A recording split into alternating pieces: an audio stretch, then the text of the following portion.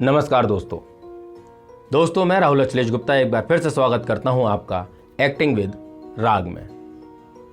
दोस्तों, मैंने अपने पिछले वीडियो में आपको बताया था कि ऑब्जर्वेशन क्या होता है और ऑब्जर्वेशन एक अभिनेता के लिए क्यों ज़रूरी है। इस वीडियो में मैं आपको बताऊंगा कि ऑब्जर्वेशन कितनी तरह का होता है। तो पहली चीज़ कि ऑब्जर्वेशन कितनी तरह का होता है। वैसे तो दोस्तों ऑब्जर्वेशन 4 तरह का होता है, लेकिन मैं बहुत टेक्निकली नहीं जाऊंगा क्योंकि हमें इस चीज़ का पेपर नहीं देना है, हमें तो प्रैक्टिकली अपने अभिनय को निखारना है।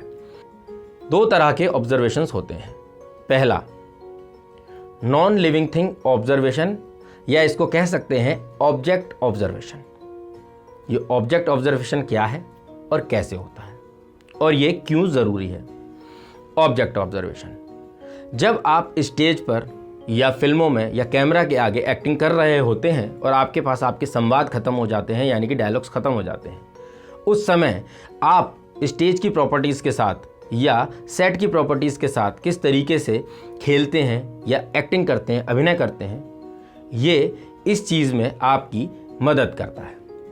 जब हम माइम करते हैं, मूक बधिर अभिनय करते हैं, उस समय ये हमारी मदद करता है। दूसरा ऑब्जर्वेशन होता है लिविंग थिंग ऑब्जर्वेशन, जिसमें ह्यूमन और एनिमल दोनों आते हैं, या इसको कैरेक्टर ऑब्जर्वेशन भी कह सकते हैं। तो अभी हम बात करते हैं कि नॉन लिविंग थिंग ऑब्जर्वेशन कैसे होता है और इसे किस तरह से करना चाहिए।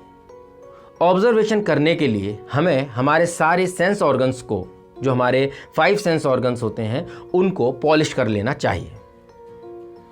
हमारे 5 सेंस ऑर्गन्स कौन कौन से होते हैं? Nose, tongue, eyes, ear and skin.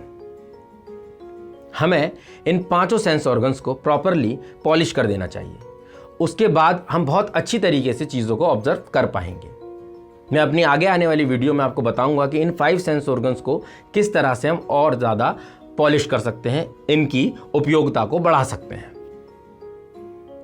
तो पहली चीज़ तो ये हुई कि हमें अपने 5 सेंस ऑर्गन्स को पॉलिश करना है। दूसरी चीज़, ऑब्जर्वेशन करने का एक पर्टिकुलर तरीका होता है। 2 तरह की चीज़ें होती हैं दोस्तों, non systematically data entry, systematically data entry. Non systematically data entry कुछ इस तरह की होती है, जैसे कि आपको एक कंप्यूटर दिया जाए और उसमें आपने एक ड्राइव बनाई और उस ड्राइव में आप सारे स्टफ़ को बिना किसी सिस्टम के डालते चले जा रहे हैं। फिल्में तो भी उसी ड्राइव में डाल रहे हैं, फोटोग्राफ्स तो भी उसी ड्राइव में डाल रहे हैं, सॉन्ग्स भी उसी ड्राइव में डाल रहे हैं, हर चीज़ आप उस ड्राइव में डाल रहे हैं बिना किसी सब फोल्डर को बनाए हुए। और जब आपसे किसी फोटोग्राफ को मांगा जाता है कि भाई मुझे उस वाले इवेंट की फ़ोटोग्राफ चाहिए, तब आप उस फोल्डर को खोलते हैं और खोलने के बाद आप उसमें उस फोटोग्राफ को ढूंढते हैं, जिसको ढूंढने में आपको काफ़ी वक्त लगता है, क्योंकि आपने क्या किया है, नॉन सिस्टमेटिकली डेटा एंट्री किया है। हमें क्या करना है, सिस्टमेटिकली डेटा एंट्री करनी है, यानी सिस्टमेटिकली चीज़ों को ऑब्जर्व करना है। सिस्टमेटिकली डेटा एंट्री क्या चीज़ होती है कि आपने कोई फोल्डर बनाया, उस फोल्डर में आपने पर्टिकुलर नाम दिया, ये ईयर 2020 से 2021 का सारा स्टफ़ मैं इस वाले फोल्डर में डालूंगा। उसके बाद आपने उसको खोला और उसमें सब फोल्डर बनाए, फिल्मों का फोल्डर अलग, म्यूज़िक का अलग, फोटोग्राफ्स का अलग। फिर फोटोग्राफ्स के फोल्डर के अंदर भी सब फोल्डर बनाए, इवेंट वाइज। एनुअल डे का एक फ़ोल्डर बना दिया आपने, शादी का एक फ़ोल्डर बना दिया, कहीं घूमने गए तो उसका एक फ़ोल्डर बना दिया, और उससे रिलेटेड सारे फोटोग्राफ्स आप उसमें डालते रहे। अब जब कोई भी आपसे किसी भी तरह का डेटा मांगेगा कि मुझको एनुअल डे के पिक्स चाहिए, तो आपको उन चीज़ों को ढूंढने में ज़्यादा देर नहीं लगेगी, क्योंकि आपने जो डेटा एंट्री की है वो सिस्टमेटिकली डेटा एंट्री की है, यानी कि उन चीज़ों को रिकॉल करना बड़ा आसान हो जाएगा। तो इसी ही तरह से, बिल्कुल इसी तर्ज पे आपको ऑब्जर्वेशन भी करना है।